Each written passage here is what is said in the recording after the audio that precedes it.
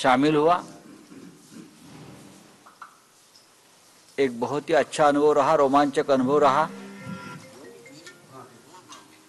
मैं उस यात्रा को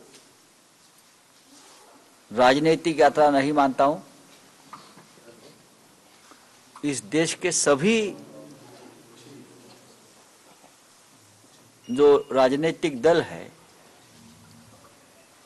वो कहीं ना कहीं जब ये यात्रा उस राज्य में पहुंची तो उस यात्रा में शामिल हो गए थे।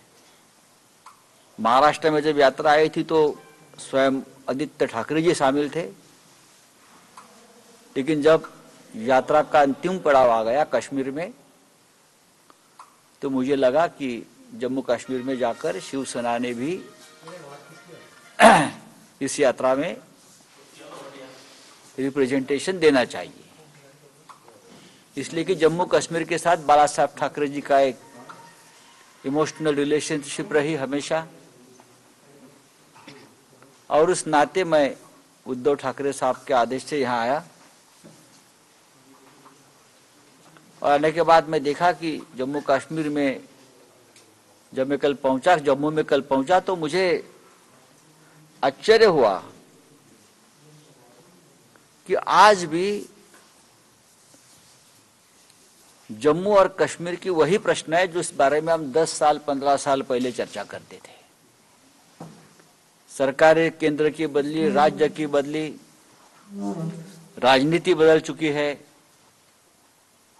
लेकिन चाहे कश्मीरी पंडित हो, चाहे रिफ्यूजी हो, चाहे डिस्प्लेस्ड पीपल हो, चाहे लॉ एंड ऑर्डर हो, चाहे राष्ट्रीय सुरक्षा का मामला हो, लोगों की सुरक्षा हो, टेररिज्म हो, सभी प्रश्न वही के वही है। आश्चर्य हुआ मुझे, तो इतनी सरकारें बदली। अब तो गवर्नर का राज चल रहा है, 4 साल से चुनाव नहीं है, मुख्यमंत्री निवास खाली पड़ा हुआ है। अब वहां क्या होता है मुझे मालूम नहीं, मुख्यमंत्री निवास में क्या चल रहा है। ये सब प्रश्न सिर्फ जम्मू कश्मीर के नहीं है, देश के सामने है। जम्मू कश्मीर एक ऐसा राज्य है, इस राज्य का छोटा से छोटा प्रश्न और समस्या भी राष्ट्रीय प्रश्न बन जाता है। क्योंकि मोदी जी की सरकार भी जब आई थी 2014 में तो वोट मांगे थे कश्मीर, जम्मू कश्मीर के नाम, और आप सभी ने और देश ने भी जम्मू कश्मीर के नाम पर वोट भी दिए। लेकिन यहाँ की युवा है जो बेरोजगार है। 370 कलम तो नहीं है, ठीक है, लेकिन उसके बाद जो आश्वासन दिए थे कि कश्मीर में बड़ी मात्रा में उद्योग आएंगे, रोजगार बढ़ेगा, फिर एक बार स्वर्ग बनेगा, लेकिन जब मैं लोगों से बात कर रहा था तो इस प्रकार का स्वर्ग मुझे कहीं दिखा नहीं।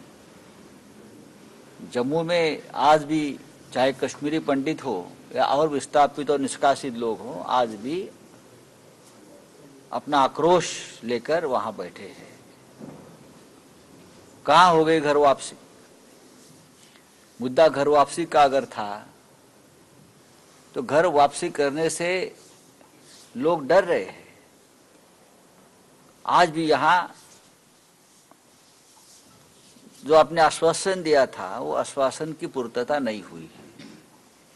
बाकी सभी प्रश्न है। तो मैं जस्ट कल लोगों से बात कर रहा था, उसका मतलब ये नहीं कि हम लोग आए और सब कुछ प्रश्नों का उत्तर समाधान लेकर जाएंगे। लेकिन मुझे आश्चर्य हुआ कि 15 साल पहले, 20 साल पहले, 7 साल पहले जिस प्रश्न के बारे में हम चर्चा कर रहे तो आज भी कायम है। आप आपको कुछ पूछना है तो पूछ लीजिए। लेकिन मैंने सुना है कि आप थोड़े जल्द में है, कुछ वहाँ हुआ है, एक इंसिडेंट, वहाँ जाना चाहते हो, और मैं भी मुंबई जाना चाहता हूँ। बताइए आप क्या पूछना चाहते हो। सर, उद्धव ठाकरे का जो टर्म है एज पार्टी प्रेसिडेंट, अरे जम्मू में कहाँ सवाल पूछ रहे हूँ? तो उसमें क्या है आपकी प्रतिक्रिया? आपकी पार्टी के प्रेसिडेंट का सवाल। नहीं, देखिए, हमारे पार्टी के प्रेसिडेंट का सवाल है, वो पार्टी तय करेगी। ठीक है, चुनाव आयोग उसमें आया है, लेकिन हमारे पार्टी का प्रेसिडेंट कौन होना चाहिए ये हमारी पार्टी तय करेगी। और हमको, जैसे शिवसेना प्रमुख बाला साहब ठाकरे, वो आजीवन पार्टी के अध्यक्ष रहे। जब चुनाव आयोग ने कोई संहिता बना दी तो हम उनके मुताबिक हम 2 साल बाद 3 साल बाद चुनाव लेते थे। मुझे लगता है उद्धव ठाकरे भी पार्टी के पक्ष प्रमुख है और वो भी पार्टी के प्रमुख रहेंगे।